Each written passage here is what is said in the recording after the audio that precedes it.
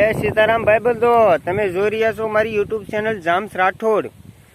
અત્યારે હું મારી જમીનની અંદર મારી જે ખેતી છે એ ખેતીની અંદર હું તમારે મારા જે પાક ઉગાડેલા છે એ પાક વિશે તમને પરિચય આપવાનો છું। તમે દરેક ખેડૂતના દીકરાઓ છો, પરંતુ તમને આ વિડીયો એટલા માટે બતાવવાનો છે કે તમે બધા જે ઓર્ગેનિક પદ્ધતિ છે એ પદ્ધતિથી ઘણા બધા અપનાવવા માટે ખસકાવશો, અથવા તો તમને બધાને એવું છે કે ઓર્ગેનિક પદ્ધતિથી કોઈ પણ પાક કરવામાં આવે તો અત્યારે હાલના પ્રદૂષિત કારણે તમારો પાક જે છે નિષ્ફળ જાય છે। તમે જોઈ શકો છો કે અહીંયા જે તમે સૌપ્રથમ ઘાસચારા માટે જે મારા પશુઓના ઘાસચારા માટે મેં જે ગાય રાખી છે તેના ઘાસચારા માટે સરસ મજાની જુવાર ઉગાડી છે। તેમાં કોઈ પણ પ્રકારનો પટ કે કોઈ પણ પ્રકારનું ખાતર આપ્યા વગર તમે જોઈ શકો છો કે તે સારામાં સારો વિકાસ લઈ રહી છે, કારણ કે એ કોઈ પણ પ્રકારના જે રસાયણ વગર પાકી છે, એટલા માટે તેનું દૂધ પણ એકદમ ચોખ્ખું હશે અને તેમાંથી જે ઘી બનાવી તે પણ 100% ઓર્ગેનિક હશે। અહીંયા તમે જોઈ શકો છો આ જે છે એ શેણા છે, અને શેણા તો ઘોડાને બહુ વાલા હોય છે, અને શેણા જે છે એકદમ શક્તિવર્ધક હોય છે। શેણા ખાવાથી આપણી અંદર ભરપૂર પ્રમાણમાં પ્રોટીન અને એક ઘોડા જેવી તાકાત ઉત્પન્ન થાય છે।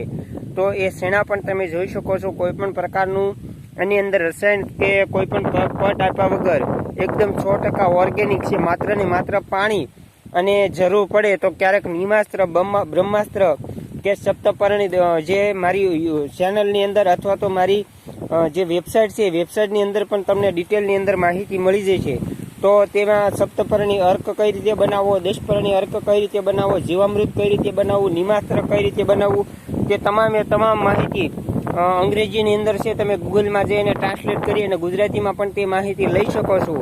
હવે તમને બતાવું છું મારી જે ધાણીનું ખેતર છે કે જેને આપણે કોથમરી કહીએ છીએ, તે કોથમરીનું ખેતર તમે જોઈ શકો છો।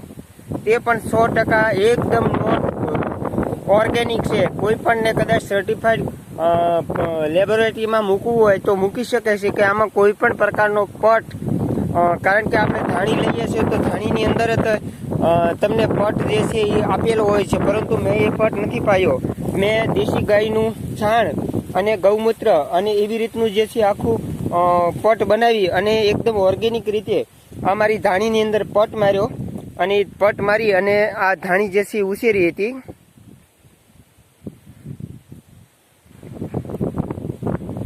અને મિત્રો દરેક જાણો છો ધાણી અને વઘાણી વગર શાક આપણું બરાબર બને નહીં, એટલે ધાણી જે છે એ ખૂબ જીવન જરૂરી વસ્તુ છે। ગરીબ હોય કે અમીર હોય, દરેકના ઘરે મીઠું, ધાણી અને વઘાણી આ 3 વસ્તુ હોય તો જ પોતાનું જે છે સ્વાદિષ્ટ ખાણું બને છે। તો આ ધાણી પણ તમે જોઈ શકો છો કે તમારી નજર પોગે એટલી જમીનમાં મેં ધાણી જે છે ઉગાવી છે, અને એકદમ 100% ઓર્ગેનિક છે। કોઈ પણને આની લેબોરેટરી કરવાની 100% છૂટી છે, કારણ કે આના જે ધાણી જે એગ્રોમાંથી લાવ્યો હતો તેમાં કમ્પ્લીટલી એના પટ પાવા માટે પડીકા આપેલા હતા, પણ એ જે છે એ રાસાયણિક હતા, એટલે મેં એનો ઉપયોગ નથી કર્યો। અને મેં આ ધાણી ઉગ્યા પછી નિમાસ્ત્ર આપ્યું છે એકવાર, જે 10પર્ણી અર્ક જે છે એ પણ એની તમને ડિટેલ મળી જાય છે, એ આપ્યું છે। તો તમે એનો વિકાસ જોઈ શકો છો, એકદમ અત્યારે પાક ઉપર આવી ગઈ છે, અને આખું ખેતર જે છે એ સફેદ જાણે ચાદર ઓઢેલી હોય તેવું તમને દેખાઈ રહ્યું છે, જોઈ શકો છો તમે। હવે હું તમને આગળ જે આપણી ગાય ભેંસ માટે સૌથી સારામાં સારું જે ઘાસ કહેવાય છે તે ઘાસ, ઝીંઝવો ઘાસ, એનો તમને પરિચય કરાવવાનો છું।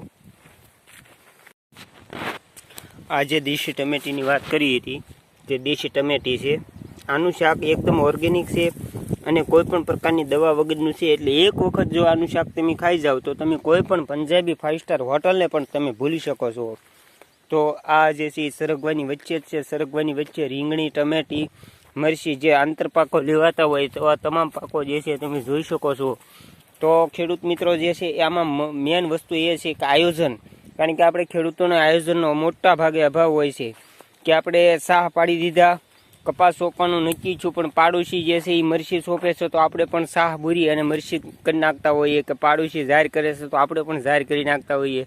તો બીજાનું અનુકરણ નહીં, પરંતુ તમારા ખેતરને કઈ વસ્તુ અનુકૂળ છે તે વસ્તુનું તમે વાવેતર કરો તો તમે સારામાં સારો જે છે એમાં બેનિફિટ મળશે। અને કોઈ પણ આધારિત નહીં રહેવું પડે. અત્યારે કુદરત ઉપર અને સરકાર ઉપર મોટાભાગે ભરોસો રાખીને ખેડૂતો બેસે છે, એટલા માટે જ દુઃખી થાય છે. પરંતુ મોદી સરકારે કીધું તેમ આત્મનિર્ભર બનો, કે તમે તમારું 10 વીઘાનું ખેતર હોય કે 5 વીઘાનું હોય કે 30 વીઘાનું હોય કે 100 વીઘાનું હોય, તમે એવું આયોજન કરો કે જેમાં તમને પોતાનું અને પોતાના પરિવારનું સારામાં સારું ગુજરાન તમે ચલાવી શકો. તમે જોઈ શકો છો આ મરચી પણ સારી અને એકદમ ઓર્ગેનિક છે, પણ એને ખવાય નહીં. હવે હું તમને મેં જામફળ કર્યા છે, જે જામફળનો પણ તમને પરિચય કરાવું.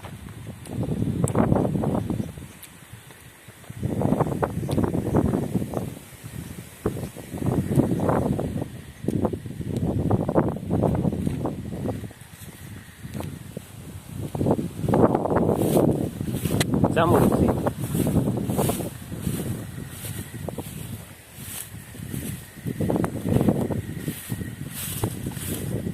આ તો બાવળ છે.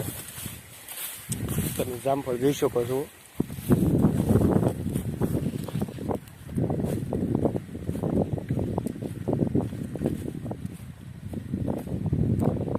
બે વર્ષના થયા છે.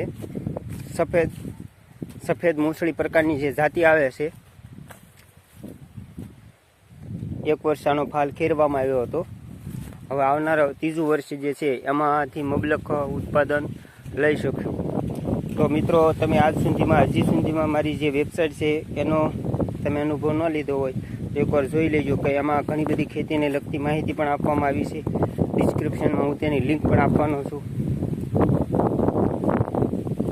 બાકી કોઈ પણ મિત્રને સમજ ના પડે તો ડિસ્ક્રિપ્શનમાં લિંક આપી છે, તેની મુલાકાત કરે અથવા તો કોમેન્ટ બોક્સમાં કોમેન્ટ કરે. 100% તમારી મદદ કરી. અસ્તુ. જય હિન્દ, જય ભારત. હવે તમે જે જોઈ રહ્યા છો એ સરગવાની ખેતી જોઈ રહ્યા છો, કે આ વર્ષે વધારે વરસાદના કારણે તેના જે ફૂલ આવે એ ઘણીવાર ખરી ગયા હતા. તેના હિસાબે એટલું બધું ઉત્પાદન નથી થયું, પરંતુ આવનારા સમયમાં આમાંથી ખૂબ સારો પ્રોફિટ મળશે. કારણ કે ઘણીવાર આ સરગવો છે એ 200 રૂપિયા કિલો પણ વેચાતો હોય છે. હાલમાં એનો ભાવ 70-50ની અંદર છે. તો આ તમે જોઈ શકો છો ઝીંઝો ઘાસ છે, જેનો વાઢ લઈ લીધેલો છે. કારણ કે ઝાઝા ભેંસું અને ગાયો રાખું છું, એટલા માટે એનો વાઢ ઘણા પાળિયા વાઢવા પડે છે. તમે જોઈ શકો છો તેની વાવણી કઈ રીતે કરવી, તેને કઈ રીતે ચોપવું, તેની તમામ તમને માહિતી મારી યુટ્યુબ ચેનલ્સ અને મારી જે વેબસાઇટ છે તેમાં ઉપલબ્ધ છે. હવે બાજુમાં તમે જોઈ શકો છો કે મારા શેઢે પોપૈયા છે, એ દેશી પોપૈયા, કે એમાં પણ કોઈ પણ પ્રકારની દવાનો છંટકાવ કર્યા વગર એ પોપૈયાના ફળ પણ તમે જોઈ શકો છો.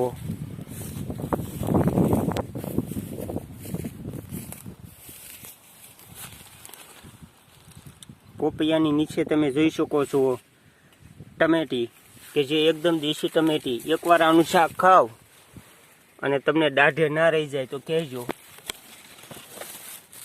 જોઈ શકો છો એકદમ લાલ લાલ શક્તિવર્ધક ટમાટર. આ જે છે એ પોપૈયા છે. એકદમ છોડ પણ તમે જોઈ શકો છો, એકદમ નાનો છોડ છે, મારી કમર સુધી આવે છે.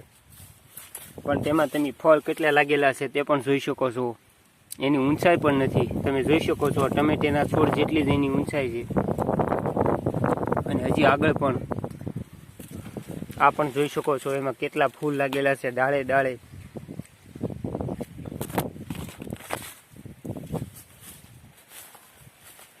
હવે તમને સૌથી વધારે આયુર્વેદિક વસ્તુમાં વપરાતી વસ્તુ, કે જેને આપણે મોરિંગા, અંગ્રેજીમાં મોરિંગા કહીએ છીએ, ગુજરાતીમાં તેને સરગવો કહીએ.